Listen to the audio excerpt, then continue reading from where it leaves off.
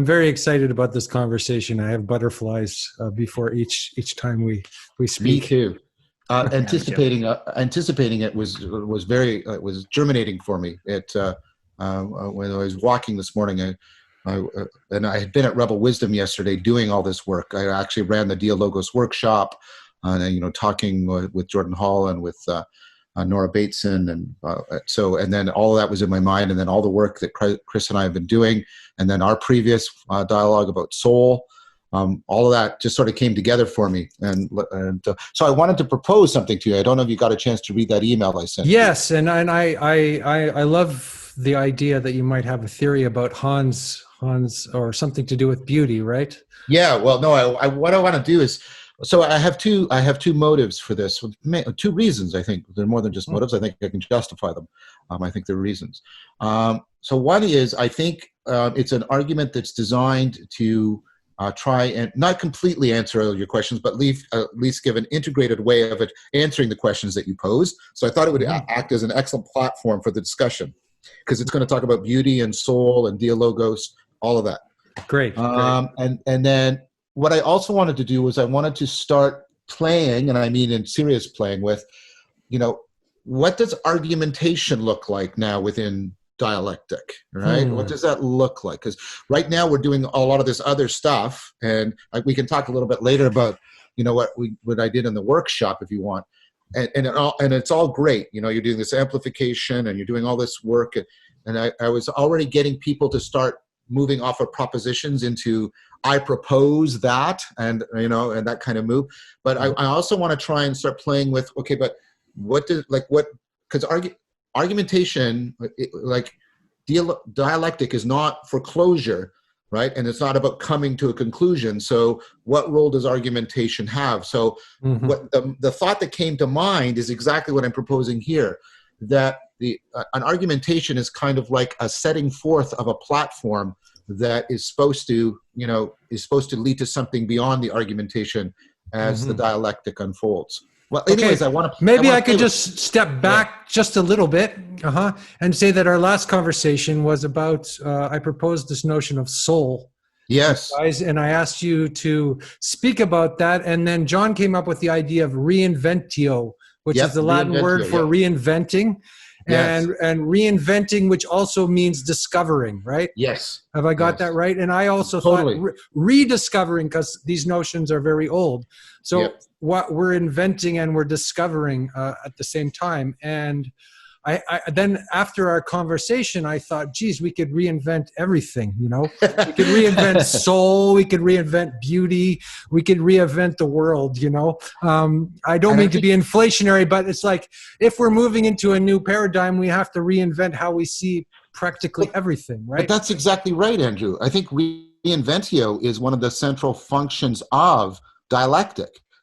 It's reinventio that's a reanimation. If it's going to be a metapsychotechnology, it has to be able to reinventio all over the place if it's going to be effective and functional for us. I think that's a pivotal point you just made there. I don't think it's inflationary at all.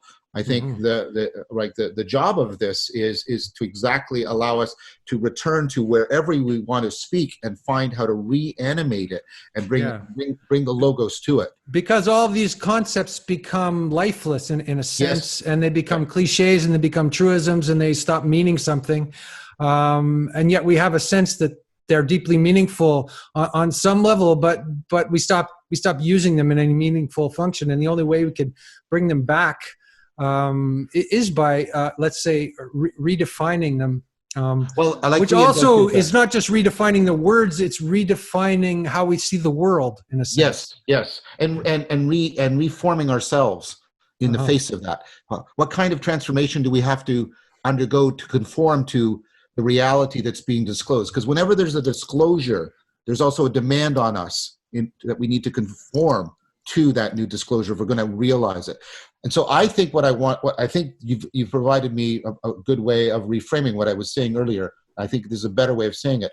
I want to try and reinvent argumentation so that it's no longer what it has become, which is just the logical coherence of propositions in order to just establish a conclusion that's supposed to defeat your enemy. I want to try and understand what was going on in the Socratic use of argumentation, Uh-huh. because very often those arguments don't come to conclusions. In fact, the arguments devolve into something else. Yeah. And the problem perhaps with arguments generally is, as you say, they're rivalrous. Yes. They're painful. Whereas probably a good argument, if you come into the right spirit, probably has some kind of a joy associated with it. If the two people are having a wrestling match, you might disagree, but I think we're afraid to kind of disagree. We're in the social media age, we're afraid to wrestle with each other on some level. That Plato is a nickname because it means broad shoulder because he was a wrestler. Platon, right? And you're a martial artist. And so, the point, I was saying this in the workshop yesterday, the point is not being right. The point is to come into right relationship, both with the topic and the other person. That's what respect originally meant. Respect, spectio, res, to see the thing properly. It doesn't mean the same thing as you and I be. And I said, what we're trying to do is steer a middle path, a very Buddhist notion, between merely attacking people or merely agreeing with them. We're trying instead to afford each of us getting to a place where we can't get to on our own. Right. Because if we have too much agreement, then we fall into a bubble of some kind. Yes. And things get very dull and cliche.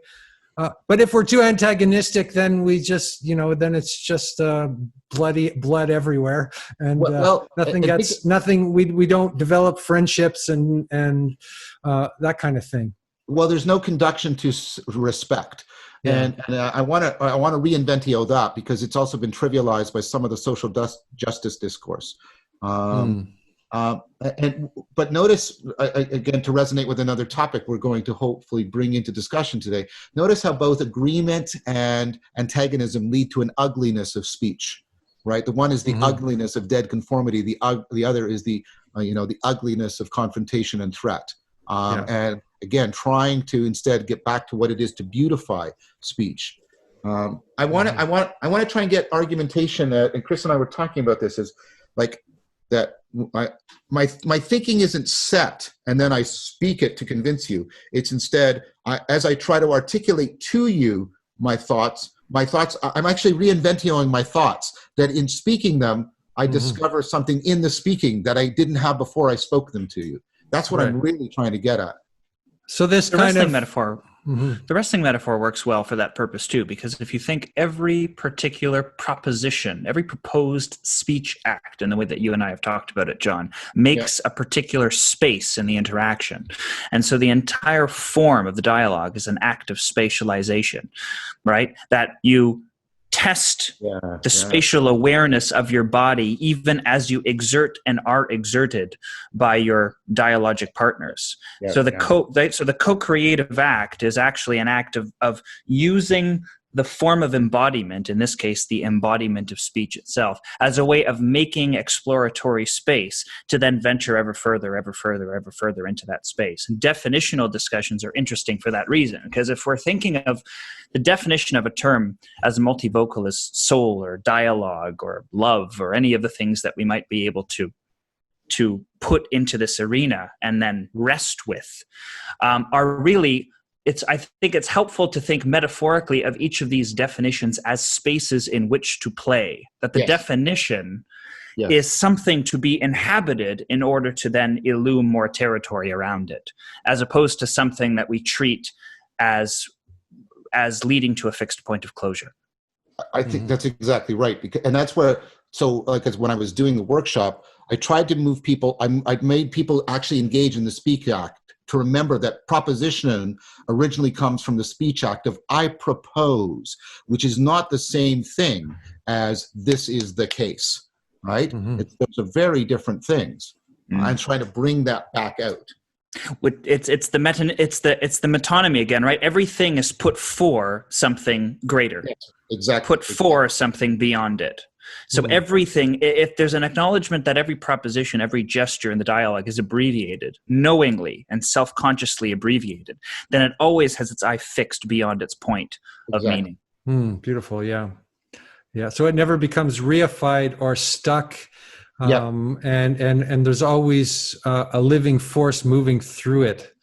Which again, I think all of these things keep coming together in my mind, which leads to soul and beauty, because because what has soul is what is alive, right? What continues to move through us, and what is beautiful is also what is alive, and what is meaningful, and not what is stuck and frozen and broken and fragmented and ugly and right.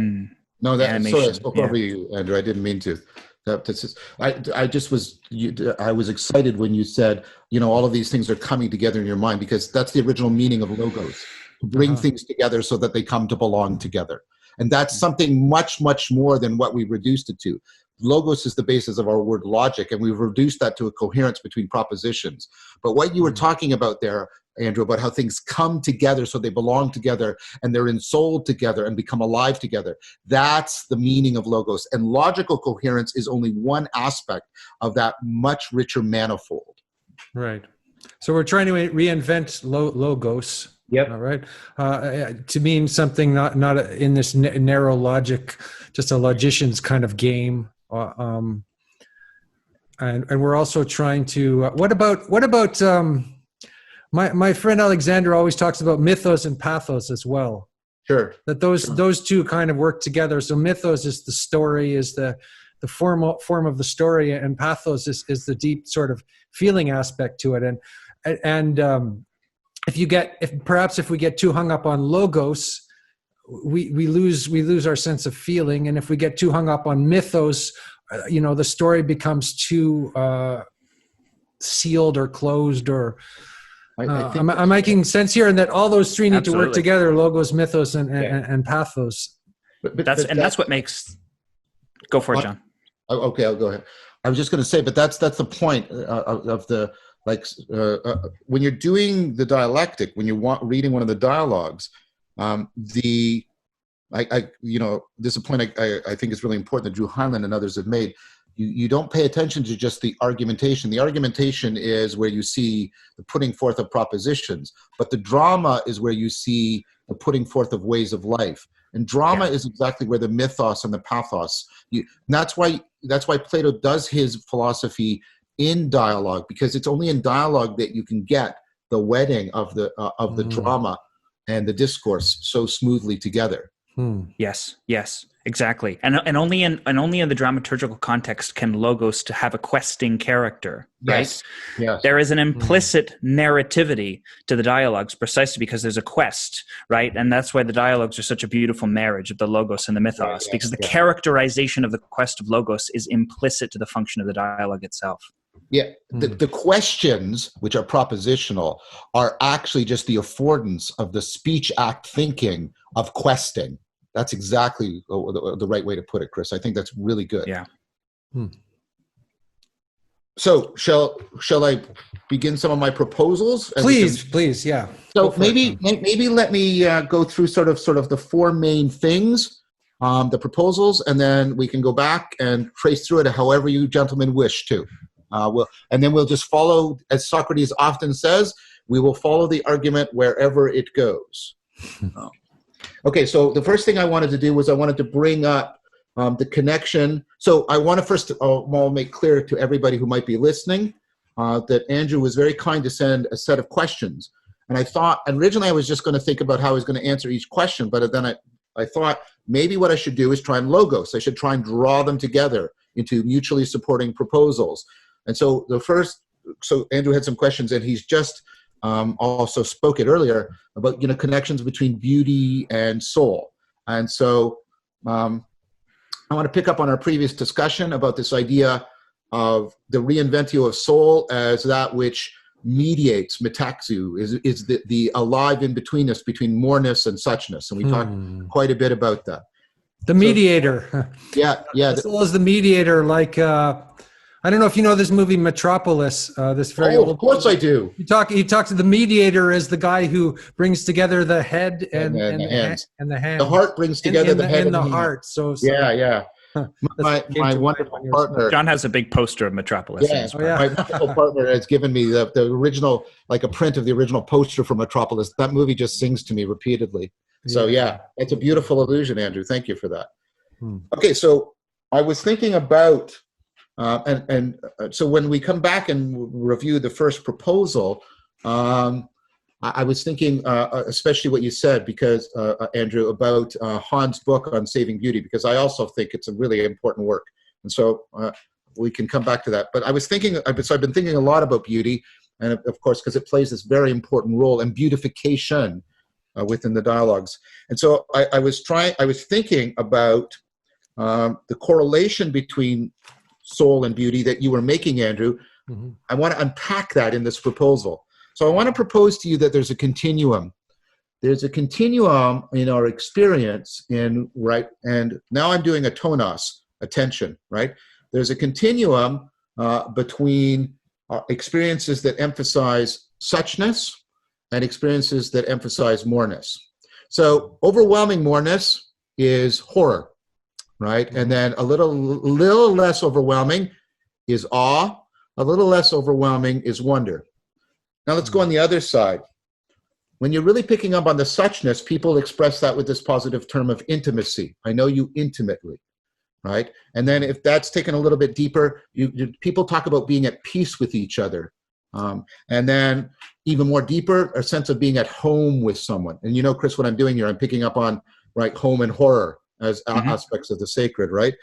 But if we take it too far, we get that thing where, right, it becomes too enclosed, right? What I'm proposing to you is the following. Beauty is that sweet spot. It's the sweet spot on that continuum. It's kind of a meta-optimal grip, right? It's the tonos between being alive to the moreness and wonder and being alive to the suchness and intimacy. And this is picking up on Scari's notion that when I encounter something beautiful, I both get a sense of, wow, she gives the example of the tree, right? You come across a beautiful tree. And I didn't know trees could be like that. There's a sudden moreness. But this tree is also not like any other tree. It has a suchness to it, an individuation to it that is, right, non-repeatable. There's a here-ness and now-ness that's precious. So the intimacy gives a preciousness, if you'll allow me that. Sorry, I sound like Golem when I shouldn't, right? To the moreness. So the moreness is not an abstract conception. It's presence, right, into the suchness. So you see what I'm trying to do, Andrew, here? I'm trying to propose to you that the faculty of soul that mediates between moreness and suchness is actually the faculty of the reception of beauty. That because beauty is the aesthetics, the forming of our sensibility, that's finding that sweet spot between the moreness of wonder and the intimacy of suchness. And so I think that picks up on Scari's notion of how beauty is actually a deep kind of training for us. Okay, so that's the first proposal. The first proposal is that there's a deep, so I think you had a really important insight there, Andrew, and you see what I'm trying to do. I'm trying to propose how to unpack it, and that's what the argument's doing. It's saying, here's some things that I think come from that, unfold from that. So that's the first proposal. Is that okay? Yep. Here's the second proposal. The second proposal is a notion of wisdom that I get from Socrates, of the relationship between wisdom and virtue. That each virtue is just a particular way of being wise in a particular kind of situation. So being wise in this situation is to be courageous. To be kind in this, to be wise in this situation is to be kind. To be, right? So the idea is that virtues are particular instantiations, particular ways of fitting, right, to a particular context. So now making use of Aristotle's notion of, of virtue always being between too much and too little. So now I'm going to try and draw them together. Here's the logos in the proposal. I think that wisdom has a moreness aspect to it, a self-transcendent aspect. And the Greeks had a word for this aspect of wisdom. This was Sophia. This is the moreness. But they also had another word that's often translated as wisdom, and we've lost this, right, in our translations, because we translate them both by the same word. They had phronesis. And phronesis was the ability to fit yourself well to a particular situation, right? So Sophia is the moreness, and you see what I'm doing here? It's the ability to pick up and resonate with the moreness. Phronesis is the ability to pick up and resonate with the suchness. So it's the very small and the very big. Well, it's the most intimate and the most comprehensive. Okay. Yeah. So then the espousal of a particular virtue in fittedness to a particular situation is precisely the phronesis dimension of wisdom. That's right. The fittingness of that's that. right. Mm-hmm. But the picking up on how there's always so much more behind any aspect of wisdom, right? That there's so much more to being kind than what just happened here. That's the Sophia. Mm-hmm. Because the kindness that I show towards Andrew is not the kindness that I show towards my son. And it is not the kindness that I show towards my partner or the kindness I show towards my student, right? There's more to kindness, but notice that's the Sophia, but being kind to Andrew in the right way as distinct from how I'm kind to Spencer, right? That's the phronesis. Did that work? Did that make sense? Mm-hmm. Absolutely. Okay, so now I can put these two together. Virtue is the beauty of wisdom. Because beauty is to get the moreness, the sweet spot between the moreness and the suchness. And wisdom, right, is virtue is where you bring the moreness into the suchness. That's what virtue is. So virtue is the beauty of wisdom. Virtue is wisdom. This is why Plato says you start first by looking at the beauty of physical things, and then what the physical things have in common. And then he moves this move, which many people have found mysterious, but he then goes to say, then you consider the beauty of virtue. Mm-hmm. But that's because that's the move that gets you in. That's the form of beauty that is particular to wisdom. And this is the beautification. This is the kind of beauty that we're trying to make, right, in the dialectic. Okay, so that's the third proposal, that virtue is the beauty of wisdom. So this leads me to the fourth proposal. And you see how this is right, that this is also an ensoulment process, Andrew? This is simultaneously, right? Because virtue is again that process of mediating appropriately between the more and the such. Okay, so dialectic, here's the proposal, the fourth proposal. Notice how this is not a strictly logically coherent argument. It's an argument, but it's a logos argument. I'm gathering things together and then gathering together and gathering together, right? Dialectic is the beautification of thought in speech in order to conform to virtue, and this is how we practice wisdom. So dialectic is the beautification of thought and speech in order to conform to virtue, and this is how we practice in wisdom. What does this imply? Dialectic is about virtue in two senses. Virtue is always the topic of every dialectic, and it is. Every dialogue is about a virtue. It is both the topic and it is the enacted tonus. We are supposed to be talking about courage in a dialogue, but we are also supposed to be enacting courage. And Socrates always exemplifies that. In fact, the enactment of courage takes precedent over, right, the topic, anything that is spoken about courage. The speaking and the enactment, right, the topic and the tonus are wedded together because the ultimate goal is to conform to virtue, to love the beauty of wisdom.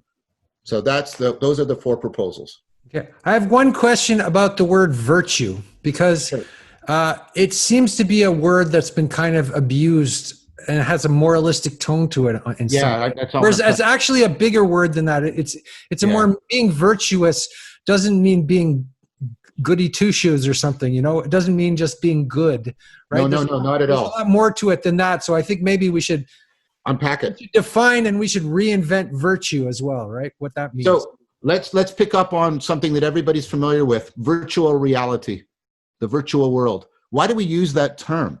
Because the meaning of virtue is actually a power, right? It's a power in act. It's a potential. It's not just mere possibility. It's actually a living potential that's being enacted, right? It's being actualized. So the virtue of honesty is to have the potential, the set of skills, sensibility, and sense of self that when it comes into a particular situation will be actualized as courage or actualized as honesty. That's what a virtue means. Which explains why the virtues are associated with the Platonic forms, because if the Platonic forms are these exponent powers of knowing, then the expression knowing in virtue, all of a sudden makes a whole lot of sense. Exactly. And notice how we do that. We're knowing in virtue of, we're doing this in virtue of. Exactly.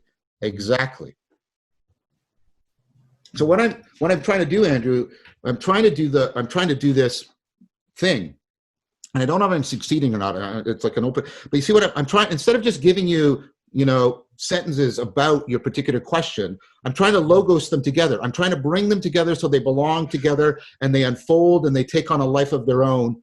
And they afford exploration. They afford more discussion. They afford more conversation. I'm not trying to foreclose on anything. Yeah. Well, when you were talking about potential and relating that to virtue, I was thinking about soul again. Yep. And I was thinking that the soul is kind of an echo of the future, of your future potential, of the beauty that you could become. Yes. That's well said. Notice what you've just done. When you said, of your potential futures, you're gesturing towards the moreness, but you're talking about what you could become. So the moreness is the mystery of participation. It's how we unfold into being. But the suchness is the mystery of our individuation, how we become what we particularly are, what we individually are. And Tillich's great insight, right, is that's the fundamental grammar, the fundamental tonos of human existence. We're always in tension between individuation and participation. And beauty is a way in which we enact and become virtuous within that tension. Within that tension. So Skari actually argues in her book, not that beauty is truth or goodness. She says that beauty, and this is one of her core arguments and inspired what I was saying here, that beauty is basically where we practice being just and we practice looking for the truth. We practice she uses these, what she's basically saying is beauty is where we practice the kind of seeing and being and talking and thinking that prepares us for moral virtues like honesty, which is perhaps also an intellectual virtue, and also intellectual virtues like wisdom and things like that. It prepares us for both of those. It's basically the schoolhouse for both the intellectual and the moral virtues. And that's what I'm trying to bring back here, because I think she's articulating something beautiful that was a central idea in Plato. And that's kind of counterintuitive to how we think of beauty. We kind of think of beauty as something primordial that has nothing to do with, any kind of moral virtues. It's just it doesn't have moral virtues. It's like, it's just a flower. It's just bare truth. That brings up Han, right? That brings up Han. So notice what Han's saying with the aesthetics of the smooth, right? How he said how we've reduced beauty to things being smooth, right? Because smooth is comforting. It challenges us in no way. No. So to use my language, one of his complaints is, because he uses alterity, he says, we've lost the I'm using my language now, but I think it's perfectly consonant with it. We've lost the moreness of beauty. And or the pathos also. Yes. And so smoothness. He talks about Jeff Koons and his his balloon dogs, and they're very cute and they're colorful, but they're not like Rodin. They don't have that gravity, right? No, they don't have this like intense gravity that beauty also has. Like it does pull you. It doesn't just send you off into bliss. It also brings you into the earth as well. I think that's exactly right. So what I was picking up on in Han is smoothness. I mean, think about like the smoothness of caress. So smoothness marks out a kind of intimacy, but it's intimacy without challenge. It's an intimacy, and this is Han's point, that is deadening, right? It's deadening because the way in which beauty, right, affines the suchness and the moreness to each other, the educational aspect, educe, to draw out, That's being left out of beauty. That's Yeah. Han's main It complaint. says beauty is a veil. It's not everything being presented to you. It's always behind a veil. That's right. Because it's always got moreness to it. Think about the veil again. The veil, again, it connotes an intimacy, but it also, right, there's a beyondness, right? There's a way in which it has the moreness. It recedes from you, and it challenges you. It draws you forth. It puts a demand on you. Every disclosure from it puts a demand on you to go through transformation to keep in conformity with what has been disclosed. And that's the training for virtue. That's the training for truth. That's the training for goodness. Beauty is what actually trains us. It's the common educational ancestor of the pursuit of truth and the pursuit of goodness. Yeah. He also said, Han, that within the smooth, right, we don't even have a notion of ugliness anymore. That's right. There's no gravity to ugliness either. So, and it occurred to me that in order to understand beauty, right, we also have to understand, the ugliness of our world, or the ugliness of when we depart from beauty. Like, we need that contrast. We need that dialectic. We can't just, again, this is why you probably mentioned horror, in some sense, because there's beauty is tearing you to pieces on some level. Well, if it's taken too far, right? And that's what Rilke said. Right. But I think what you're pointing to, Andrew, and I'm going to shut up so Chris can talk.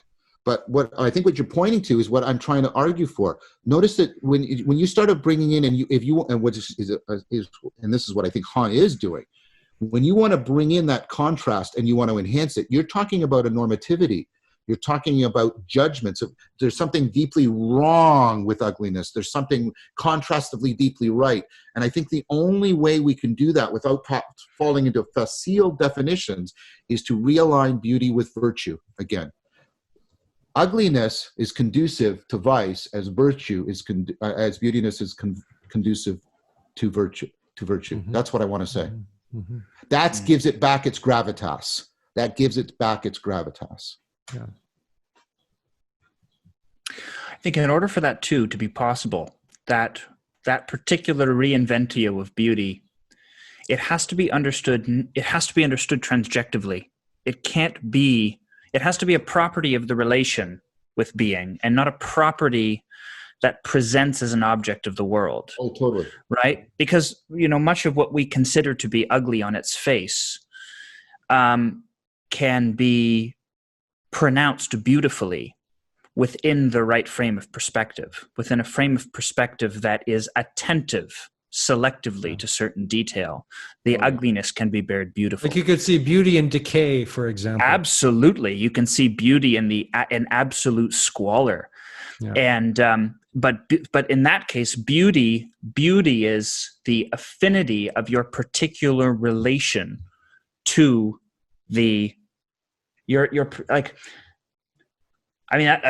that's why beauty emerges so naturally within dialogue, because it's an affined property of the relation between the I and the thou.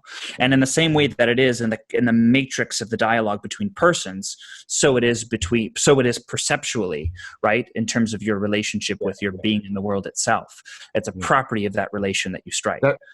I think that's exactly right. And I was trying to portend that when I was talking about it as meta-optimal grip. And I'm alluding back to the previous discussion the three of us had about soul as the faculty of faith, where faith isn't any closure, right?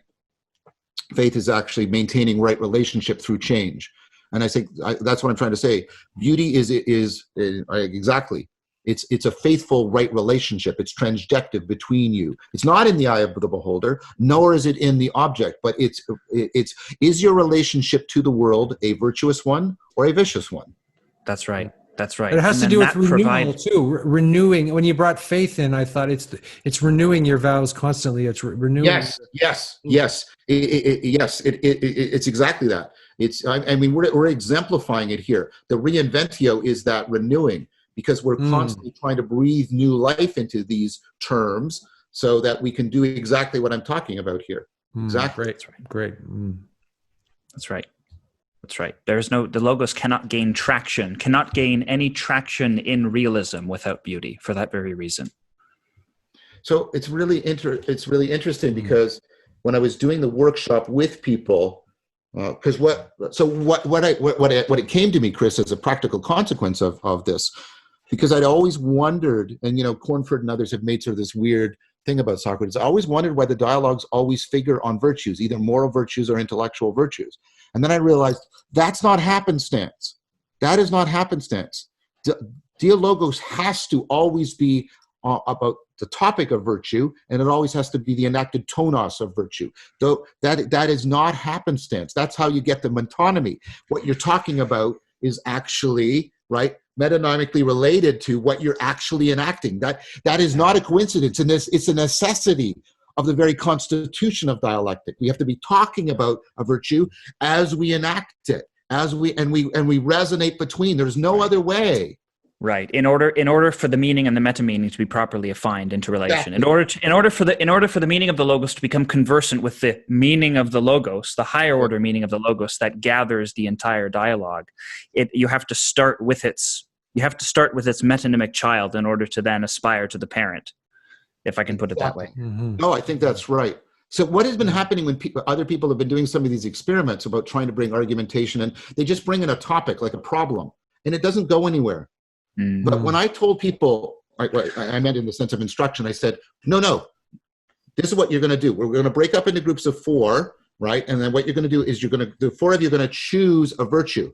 And then one person is going to begin by saying, I propose, let's say, honesty is this.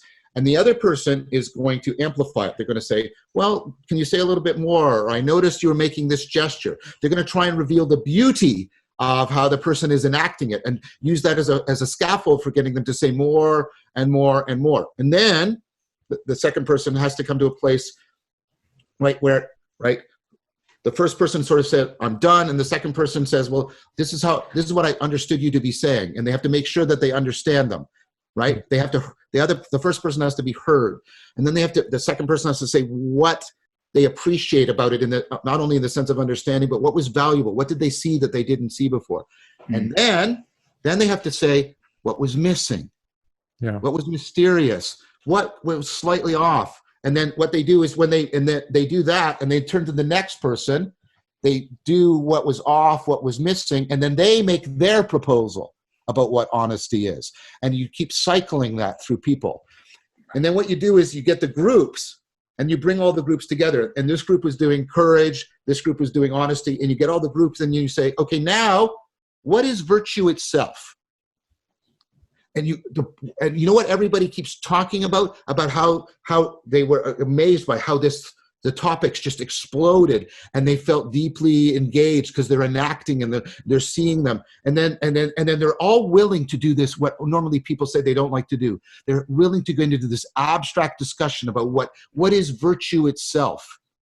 It's anagoge. That's what you're describing is a simulation of the anagogic process. Right. Well, it's a simulation of both the sensibility transcendence and the anagoge, because when you're doing that appreciation, that's the sensibility transcendence. I'm not sure if I understand the term anagogic. I've heard it before. Yeah. Can you clarify that just a little bit? What you mean by anagogic?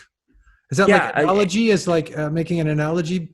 No. And although I think for all kinds of reasons they're deeply interpenetrating. But no, what I mean by anagogy is the kind of the ascent to theosis that's associated with graduating orders of ontological abstraction. So that when Plato talks about that the questing eros ventures from beautiful bodies to beautiful customs to beautiful ideas and so forth. Got it. I remember now. It's the reciprocal opening that's also a kind of ontological transcendence, right? That's right. And so the idea then being that the reciprocal opening that happens interpersonally between dialogists symbolizes the process of the reciprocal opening that happens anagogically in your relationship with the world itself.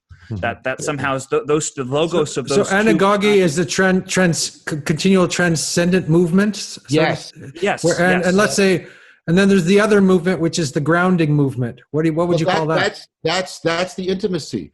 That's the sensibility transcendence. Suchness. This is a term from John Wright. That's the suchness, right? You and I really getting really mutually fitted to each other, really mutually fitting each other more and more and more, right? So, and that's where the amplification process I'm talking It's like breathing in and breathing out in a sense. Very much so. Precisely. We're respiring. I mean, that, before it became a vicious term, that's what conspiring meant. It meant to breathe together, right? Yeah. Which is also why the diagnosis of despair, as Kierkegaard figured it, had everything to do with asphyxiation and hyperventilation, right? Not being able to get a purchase on your proper relation with being, the particular sickness of the soul that is despair, is precisely not being able anymore to respire in this new language now, John, respire between your suchness and moreness. Yeah, exactly. So then the reinventio, the process of then this anamnesis of reinventio that we're undertaking, is in some ways a process of renewing our respiration. Bringing breath, into the immediate breathing life would be the more right. And that's the original metaphor for souling, right? Yeah, because the soul is related to the breath, isn't it? Right, like the pneuma, the pneuma. Very much. Yeah. So that it was listeth as it bloweth. When people were in this practice, like, of course, it was the first time I did it, and dialectic should be on top of a whole bunch of other an ecology of practices, and there should be a whole educational program before you get into it.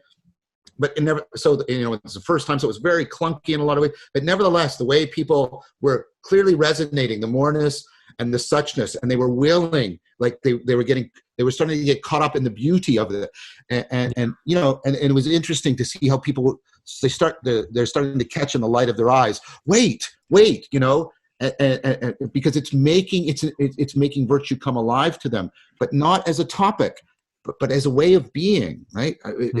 It was very exciting, and a multidimensional way of being, rather than just however, whatever our very reductive versions of all of these concepts are. Yes. I guess when you enter into their aliveness, that's exciting. That's like, okay, wow, there's life here. It's not just a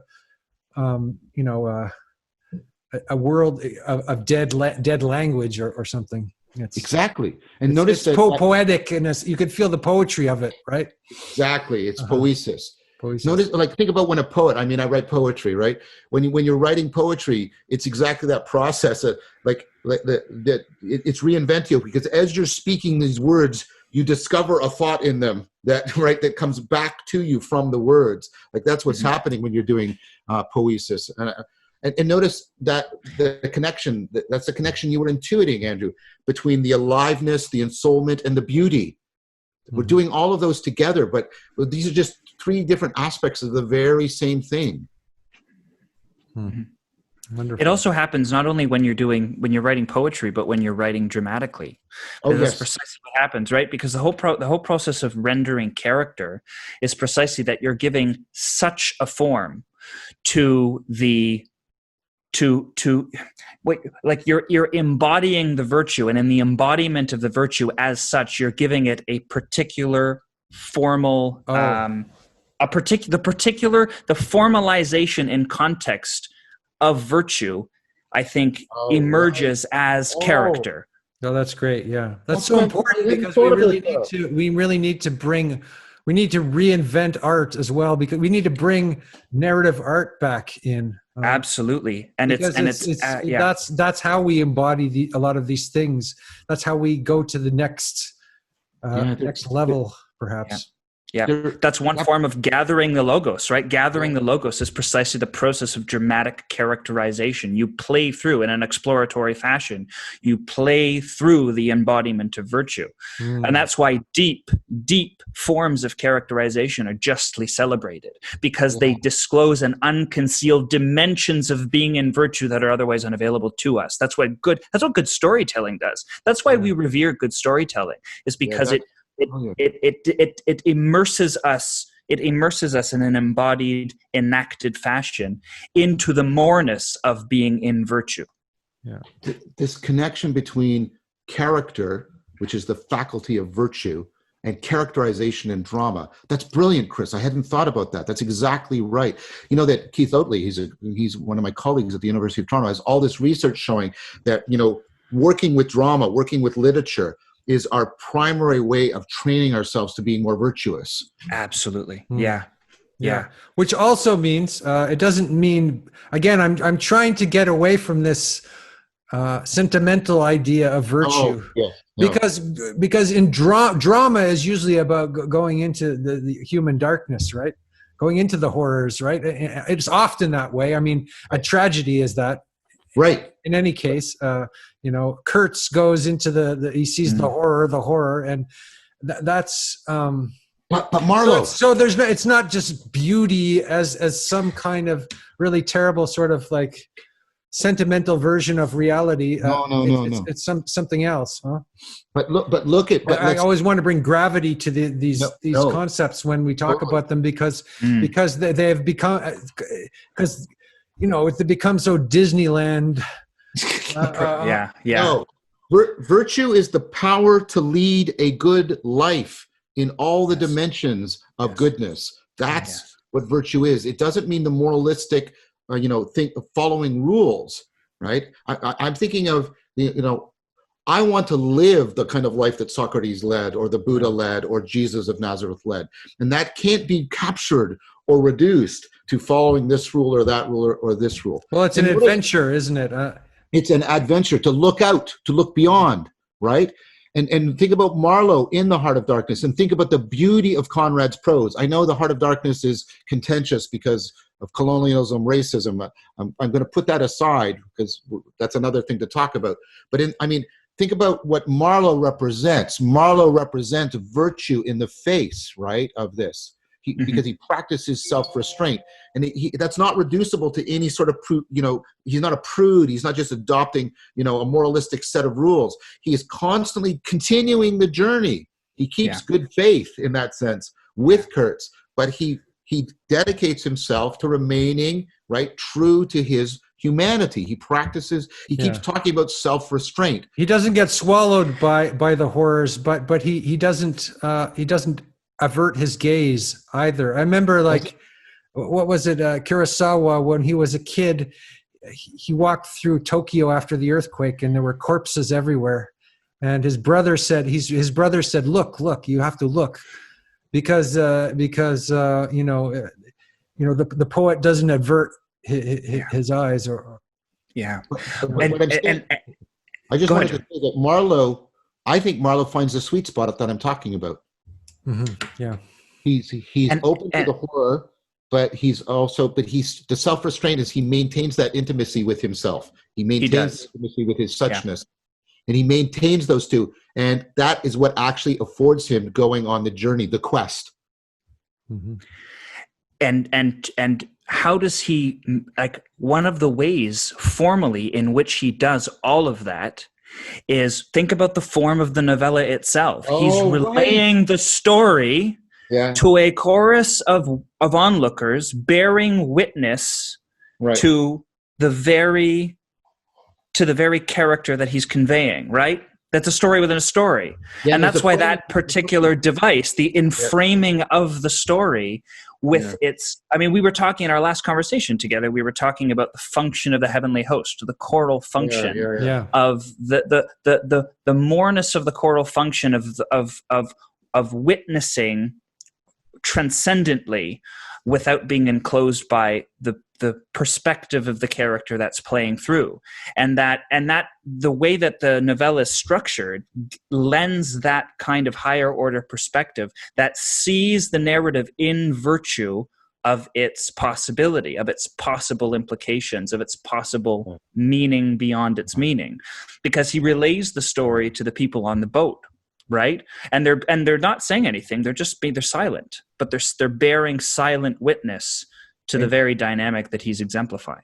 And so is the reader, because the story starts with the personal narrator and then takes you into that. Yeah, that's right. There's all the playing with that framing. That's really good. That's a great observation, Chris. But it's to your point, and you too, Andrew. It's like that. There's a reason why. And there's a reason why there's such sublimity to that and similar narratives. It's precise, and it's precisely their inexhaustibility, right? Yeah. That the way in which they enact the narrative as such enacts patterns that intimate the moreness beyond the narrative as such. And then that moreness beyond the narrative as such is precisely what is enclosed and borne out by the witnessing presence that surrounds it, both the reader and perhaps the ancillary characters and onlookers. And that's why, right, Conrad has Marlowe, and he explicitly says that Marlowe is sitting there like a Buddha at the end, right? Mm-hmm. Oh, that's amazing. In the dark too, by the way. Yeah. In the dark. Yeah. I guess then there's the scene where the Buddha meets Mara or something, and Mara is him. Exactly. You know, he's.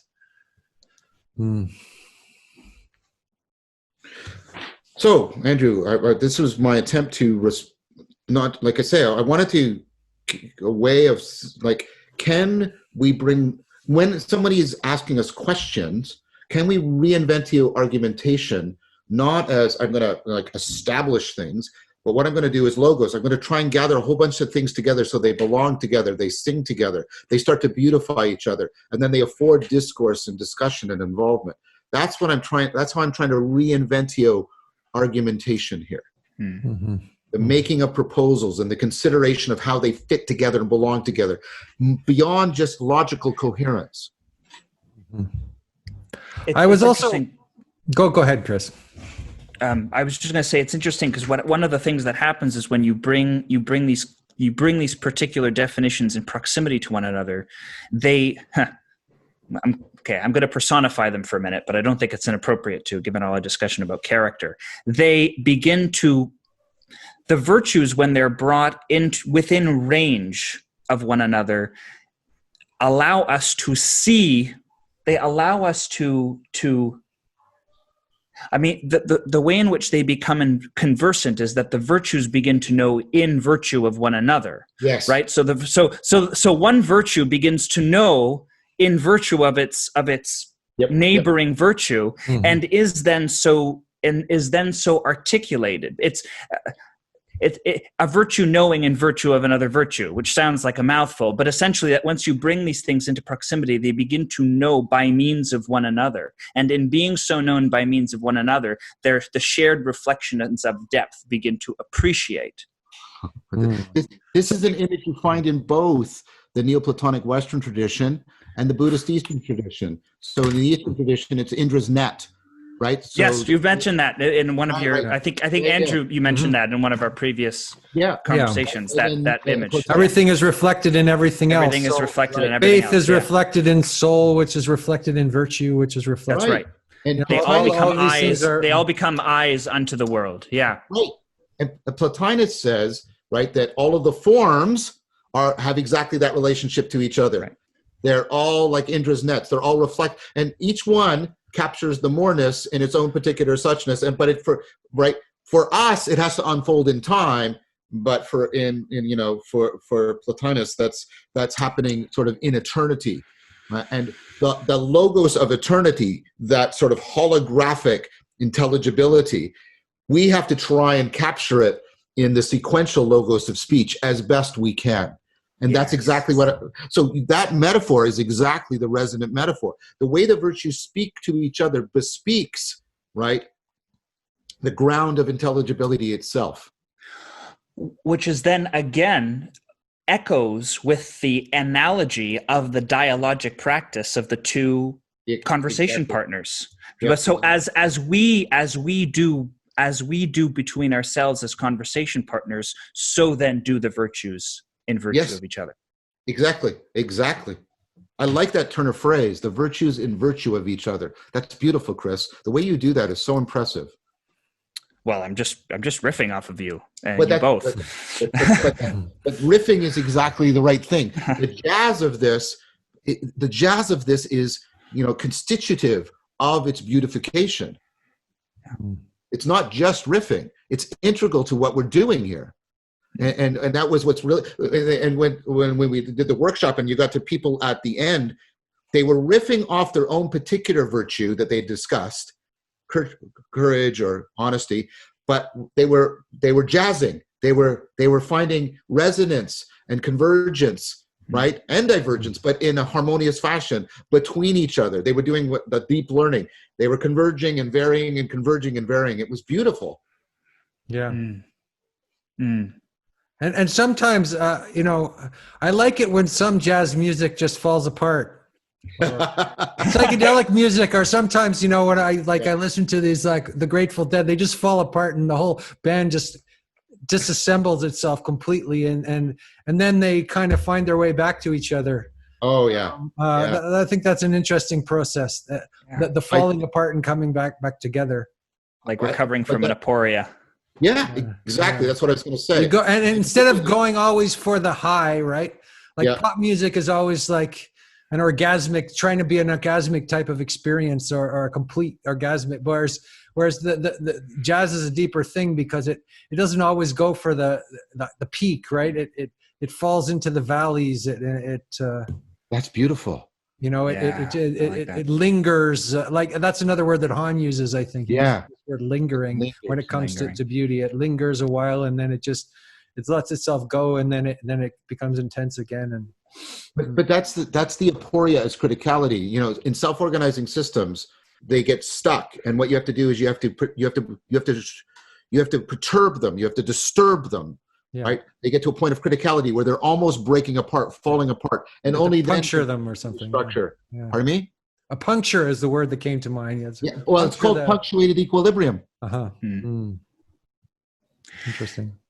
Yeah, when you were describing initially, John, in your open précis about the equilibrium between the suchness and the moreness, I think of the complexifying dynamic between the assimilation and the meta accommodation that you talk about within the cognitive science nomenclature, and it sounds like virtue. It sounds like it maps on more or less identically. It does. I think virtue is very much about sort of getting. That's what it's a meta optimal grip on meta assimilation and meta accommodation. Right.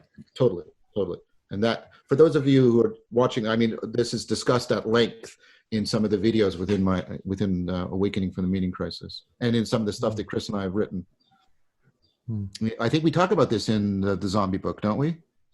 Do we? I don't know. I don't know how. I don't think we get I don't think we get too deeply into the cognitive science vocabulary. But yeah, it's in there somehow. Yeah.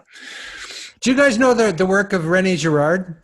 Because one of my questions for John was, and one of my thoughts about what beauty is, it's beyond mimetic desire on some level. It's when you experience uniqueness that is beyond imitation of some kind. It goes beyond this sort of, and that's what we're kind of looking for, because we're always trapped in a mimetic hall of mirrors on some level. We're copying each other, and we're stumbling around with concepts. At least I am.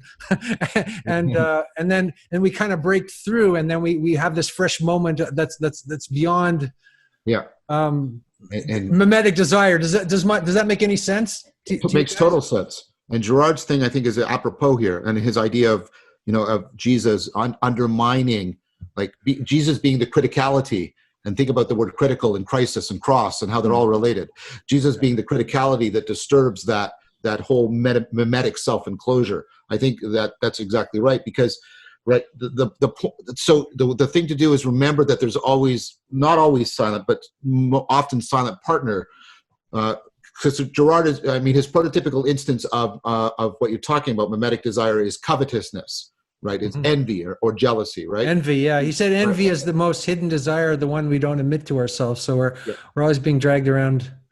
Right, envy. So compare envy to admiration, which is a virtue. What is it when you admire somebody and you don't envy them? Right? So think about eros as, so when I want to be one with someone, I can reduce that to consumption. I'm going to be one by consuming you. Or it can be an eros that is turning its face towards agape. I'm going to be generative, as Plato says. I'm going to generate beauty within beauty, right? So I'm going to try and create a life that is in some relevant sense similar to Socrates, but not Socrates. It's mine. I'm not trying to take from Socrates. I'm trying to generate in admiration. And so I think this is exactly what we're talking about here. right? If we have a beauty that's just the smooth, that is just the act of assimilation, consuming, making it one with me, in no way disturbing me, in no way being a critical moment for me. But if I have genuine beauty, then I'm going to be drawn beyond myself. Yeah. But the critical moment also is perhaps recognizing one's envy at times, Totally. rather than just trying to aspire to an ideal, state of admiration. Is that we notice that we feel that way at times. But that's exactly the point, right? This is to add to what you're saying about how we're trying to reinventio virtue. Socratic virtue is always inseparably bound up with self-knowledge, right? And it's the kind of this is one of the great Socratic insights. There's aspects of myself that I can't know by introspection or even reflection. I can only know them in interaction with you, because they call forth both the potential for virtue and vice in me that I can't call forth in myself or make available to myself. But if I pay attention, if I come in good faith to the dialogue, I can become aware of my envy, and I can open myself up to a different possibility therein. Yeah. Mm-hmm. Because at that moment, you're no longer seeing through. You're no longer seeing and knowing by means of your envy when it becomes opaquely knowable to you as such. Well, and you so can then reflect the it back possibility of transcending it becomes then available, right, by knowing it.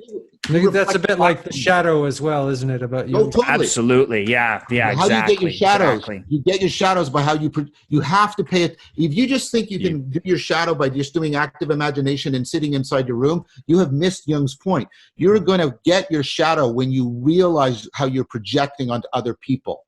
Yeah. It's only when you recognize your projections and hear the other person's, right? Hear the other person behind what you've projected on them. When you open up to the otherness beyond your projection so they can break through the then and only then do you realize your projection. Yes. And then the process of doing that could justly be called dialectical. Of course. Of course. So the beauty is perhaps also a moment of deep sincerity, right? Rather than, let's say pretension or yeah, totally. I mean, Socratic humility is important.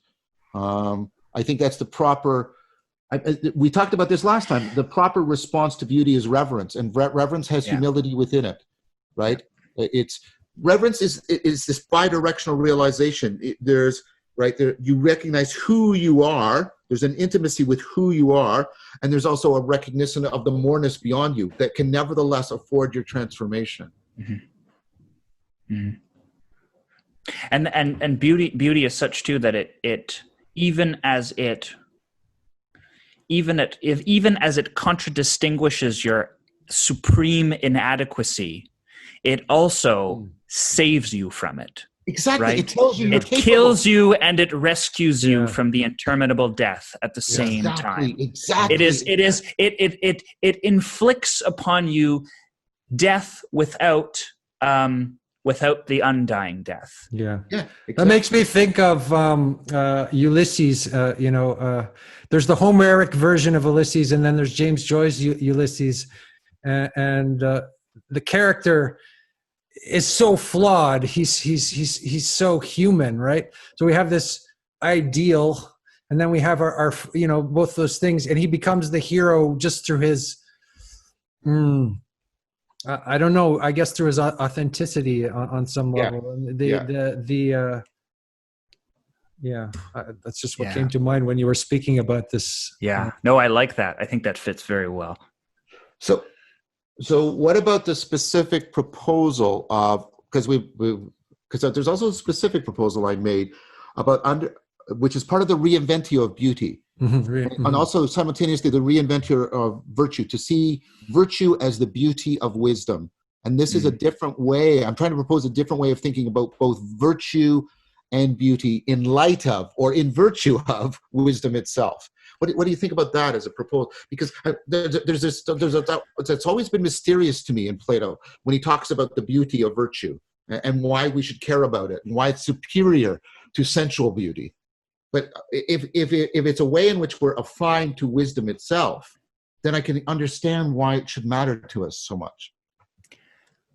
I think it makes it existentially available. It provides an entree into wisdom. Wait, what's that is ordinarily so An entree. virtue, the virtue, right? So because virtue is both speakable and possessible, it's participable, right? It straddles both levels of signification. So you can speak about virtue. That's right. And you can inhabit virtue and embody virtue. Exactly. And so because of that, it provides a kind of access. It provides a way to inhabit beauty. So when you were talking about the idea of that beauty, when being in right relation to beauty is such that you can't have a consumptively mimetic relationship to it, which I think is a profound point. And yet also being in right relation to beauty is somehow also mimetic, in the sense that is that mimesis of that which is not imitatable. I don't know if that's a word, imitatable. Let's go with it. If mimesis of that which is not able to be imitated is precisely what induces the aporetic experience. Oh. And there's something about inhabiting the virtue that is it's an effort, and it's an effort to imitate that which is inimitable. That's the word I was looking for. Great. Inimitable. Fantastic. It is the imitation of that which is inimitable, and that is precisely what induces the aporia. But the attempt to embody the virtue makes available the aporetic experience that is beautiful in its nature. Is that why you would wear masks in theater, in a sense?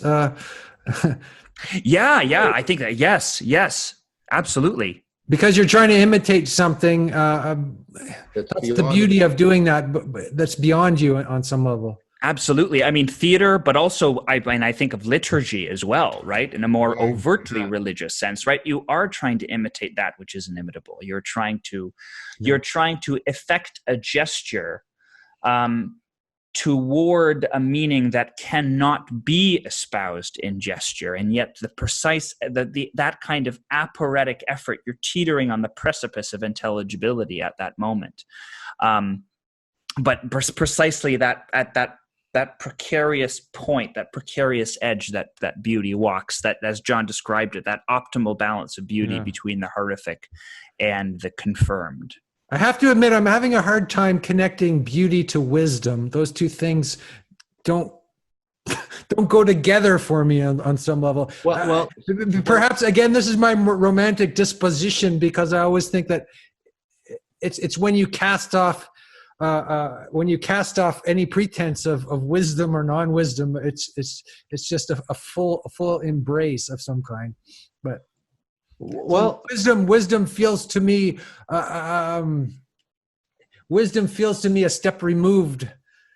Of course, does that make any sense? But for us, perhaps this is me being argumentative in the sense that this is a good point. This is a good point. No, this is a good point.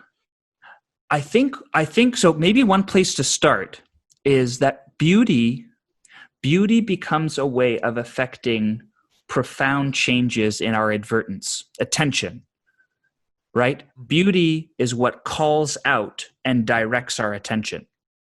And attention can be subject to all kinds of self-deceptive patterns that recur, patterns that are enshrined and entrenched into forcible, habituated modes of being, or modes of having, I suppose.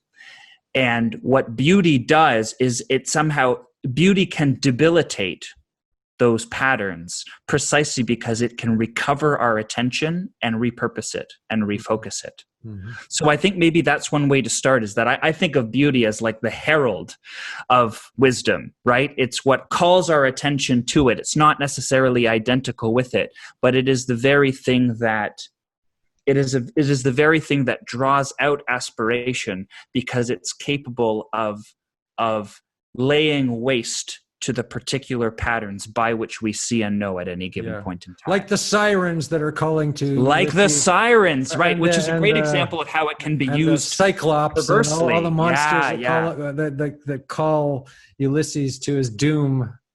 And somehow he has to make it home to his... That's right. To his wife, who has been surrounded by suitors and all that. So it's like... Yeah, so yeah, there's always this. I get beauty is bound up in seduction and pathos, right? It is, but it's also bound up in insight, right? And like we talked about this last time about the machinery and the attentional machinery of beauty is also the same machinery, especially if there's been criticality in it, right? You have to break out of a frame, right? Being struck by beauty, there's insight, and so if we get the training of attention and the affording of insight, these are integral to the cultivation of wisdom. They're integral to the cultivation of wisdom. That's why, that's why meditative practices have been associated with the cultivation of wisdom. Yeah. Because precisely what you're doing is training attention and affording insight. Yeah. Yeah. Yeah. Yeah. It allows you, beauty somehow, the onset of beauty allows you to recast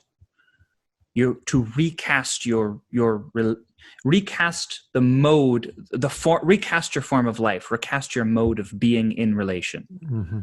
I think if we think of it as a fundamental relational dynamic, then it can refigure the way in which that is framed for you at any given moment. You must change your life. Yeah, you must change your life. Rilke says, right? That's right. Yeah, you must. Yeah, that's what beauty. That's what beauty does. It tells us, very directly that some radical shift is necessary.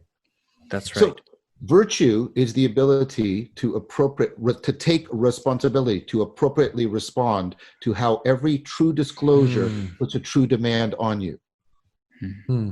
Because the relationship between disclosure and demand is exactly proportioning the relationship between moreness and suchness, which is what I propose to you what beauty is. Okay. And I think insofar as we're trying to get the Sophia of wisdom and the phronesis of wisdom, that's virtue, and that's a kind of beauty. Virtue is the right relation of beauty. You get struck by beauty in a sense. Yep. And then the virtue is how you navigate that pathos. How do you navigate that? I would say so. I would say that thing that can bring out all the demons in you and also bring out your most heroic, soulful being. Right? It can do both. I think so, and this is what Plato. Philo-sophia is the virtue of it's the appropriate virtue to the experience of wonder. And just like reverence, Woodruff argues, is the appropriate virtue for the experience of awe. But is philosophia one among the virtues, John, or is it the harmony of the virtues themselves? Well, I think of philosophia in a higher order sense. I think of it as the orchestration of the virtues. Oh, it is, and I think but philosophia begins in wonder. Wonder has a special role for philosophia in the Platonic vision, because wonder is exactly the moment of what we've been talking about. It's the moment of, so if we contrast wonder to curiosity, where curiosity is there's something missing and I want to have it, which is good, but where wonder is I'm willing to call myself and my world into question. There can be no pursuit. So wonder has, I think, a special role. I think you're right. Philosophy is about all of the virtues, but to use your term, I think wonder is the entree. It is the right. Philosophia, first of all, is the virtue of appropriately wondering, because if we can't call ourselves and our world into question, none of the other virtues are attainable for us. Right. Can I throw another formulation in here just for fun? In the Buddhist tradition, you have Sutrayana, which is about renunciation. It's about training in moral virtue. And it's about, it's about taming and controlling your emotions and desires and becoming wise and compassionate in the world. And then the next level, Tantrayana, you step into another kind of world, which isn't it's no longer a process of training. It's more like you're hit directly by the energies. And so those two things. And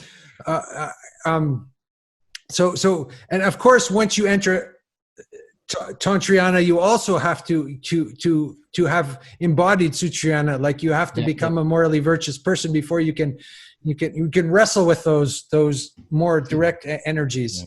It's deeply analogous to the Neoplatonic ascent, right? So, so the Plotinus you have what he calls the civic virtues, which is the virtues, and this is the virtue of being, living with others, what we normally call the moral virtues, but they're much more, like was said here, the understanding that even the moral virtues are not purely individual projects. They have to be done in community and in concert with other people. And then you have what he calls, the cathartic or the purging virtues. These are the virtues that take you beyond moral virtue, because now what you're trying to do is you're not trying to be honest or be good. You're trying to see that about which the depths of you and the depths of reality afford this. This is a transmoral sense of goodness, and this is what takes you towards the good. It's also, I was thinking rational, transrational. Yes, exactly. Exactly. That's exactly what it is in Plotinus. That's exactly what it is. You take rational, or what we could call here argumentation, as far as it goes, and what it's done is it's basically a scaffold that brings you up to a place where you can now see and be opened up to, so I sometimes think of it like building a structure. Have you ever been in one of the pyramids in the Mayan jungles? You climb up the pyramid, and the point of the structure is to get to a place where you are struck in a way you can't be struck when you're in the forest, and you're open to calling yourself and your world into question. Argumentation is the building of the pyramid, but when you can then be open to the sky and to the forest below you, and you're willing to call everything now into question. And is that moving from this propositional sort of understanding of things to a more spontaneous and, let's say, dynamic? It's moving into of things, perspectival and participatory. It's like the teleological suspension of the ethical. Also, I think it moves more into beauty. It does. It does. Beauty becomes more beauty and play. Become more important, where in the beginning you're just slogging away and trying to understand, and you've got your machete and you're cutting your way through the jungle. And but the thing you have to remember is there's and this goes back to the stuff we were saying earlier about how beauty, how it kills you and resurrects you, and you're never going to become a god in Plato. At most, you're always going to be godlike. And you come out of the cave and see the sun, but you return back into the cave. So the moments in my practice where I touch the one or the sun or the ground of being, they then feed back into when I'm doing the propositional, the most ordinary sort of thing. Right? No, yeah. And of course, I think of the Zen. He comes back to the marketplace with exactly. What's it called? I forget the Zen. The Zen parables where he's chasing the bull, and then he's looking for the bull, and then riding the ox. He's riding the ox, and then and then there's nothing. There's emptiness, and then he comes back with gifts. Exactly. So for me, those moments of transrational, they shine into, they empower, they ensoul, they enliven, they beautify the rational moments. And then the rational moments have appropriate reverence to what is disclosed in the transrational moments. Okay, that's nice. Although I guess for someone like Callard, the entire process we've just described is rationality per se. Well, the aspiration to rationality and the aspiration to transrationality is itself proleptic rationality in a more comprehensive sense. Insofar as we're aspiring to not even just to virtue, but as Andrew said, to something that is beyond virtue, right? The good beyond moral goodness. I think we're engaged in some kind of proleptic process. Yes, for sure. Yeah. We're engaged in aspiration. And the other thing I was thinking about is how normally we think of beauty as something very high up there, very sublime and we're very, very up here. It's associated with high culture and all that sort of stuff. But it's also, you can find beauty in a rap song. You can find beauty everywhere. Like Absolutely. You can find beauty in the lowest, in the most, banal things. It's not something that is necessarily hierarchical or. But isn't that the same for virtue? We find Yes. virtue in our highest ideals, but if that's useless, if you can't find it in the minutia of your life. Yeah. Mm-hmm. Right. Yeah. Well, yeah, it's like in the way that well, not by analogy, by identity, the way that the Neoplatonic hypostases are dispersed, ontologically dispersed without somehow being diminished. Yeah. Right. Yeah. The sun shines, but it doesn't. It's not diminished by its shining. Even though our physics says that's not true, but I get Plotinus's metaphor at least, right? Yeah. That being is inexhaustible. Well, who cares about the physics? Just joking. The one overflows, or like the Tao Te Ching, right? The Tao is a well that you can just continually draw forth from it. Yeah. Right? Yes. Mm-hmm.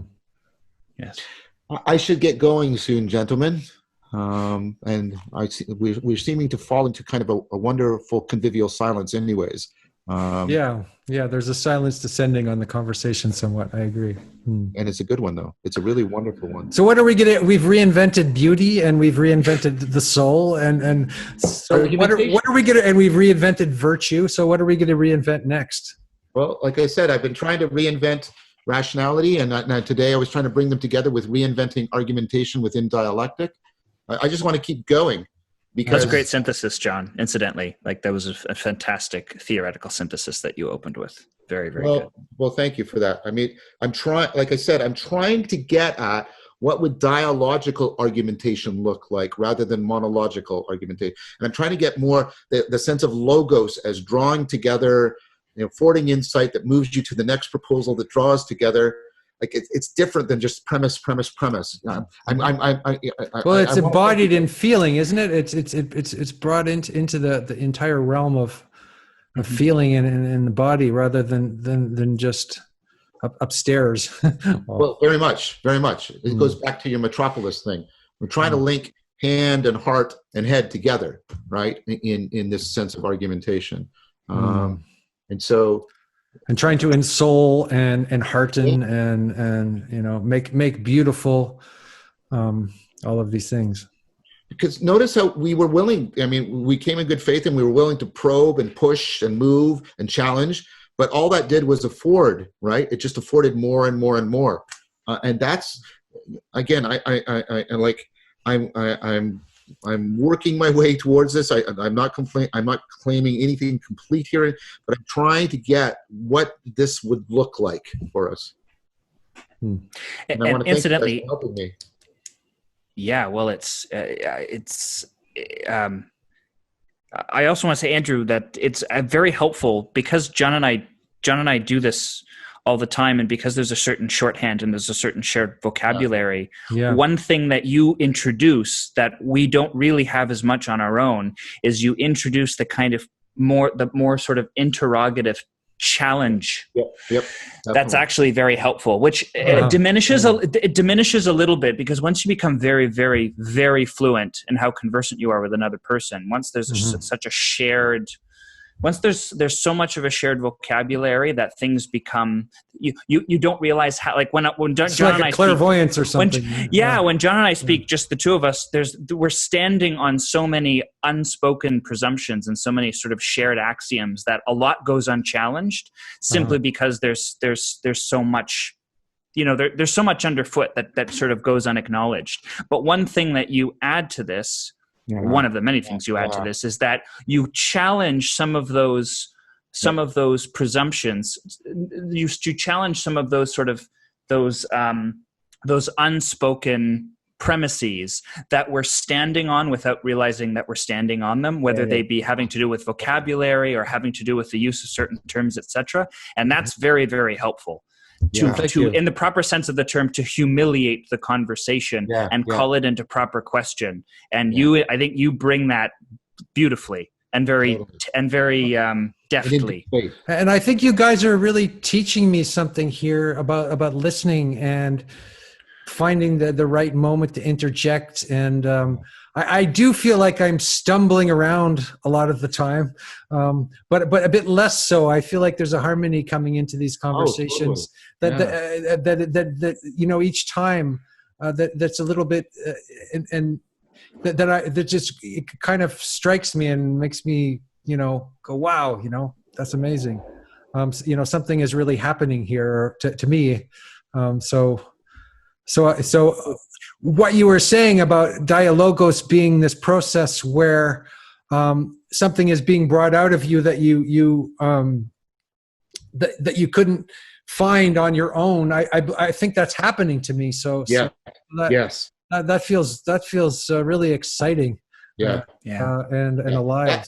That was maybe the most important thing that was just said of this whole conversation. What you just said there, for me, that's exemplifying everything that I'm trying to bring to life. What you just said, that for me is the golden moment. What you just said. So thank you for that. Oh well, thank you guys so much. Here.